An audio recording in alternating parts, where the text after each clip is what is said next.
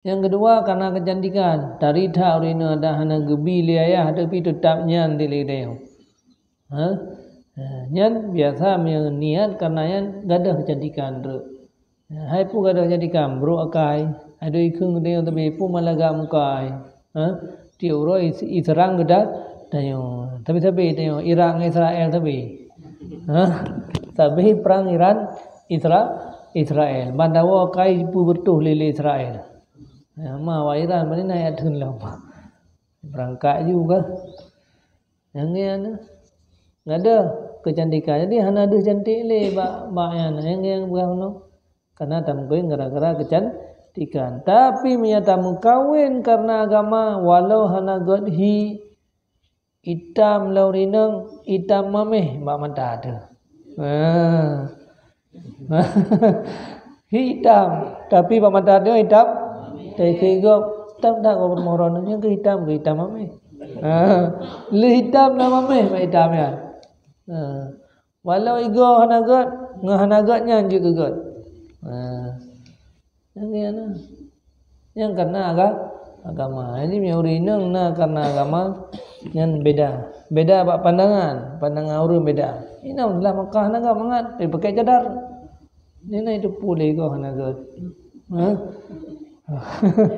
Makanya urinang hidayah pakai cadar. Beduh yang gak ngahana hanagat. Buka-buka cadar. Dia kerja orang agam kat tayang. Bukan hanya buka-buka cadar. Anak itu rina. Dia kali mengkawin tengok. Alhamdulillah ali kali akan nikah. Hijuk je lah mewah peluh ni naik trade lah. Bergaru-garu punya politik. Bergaru-garu politik. Boleh-bolehnya urinang tu khususnya. Kabehana. So yang mengkawin karena agama. Allah gebi harta andrulaw. Nyata mengkawin ngaurinang beragama nah. Waktu tahu orang tengah baca Quran kerau tu. Dia katanya tak orang dalam wirid. Tengah malam ke dah hujung doa ke suami bunda rezeki. Nak dah bacut tahu.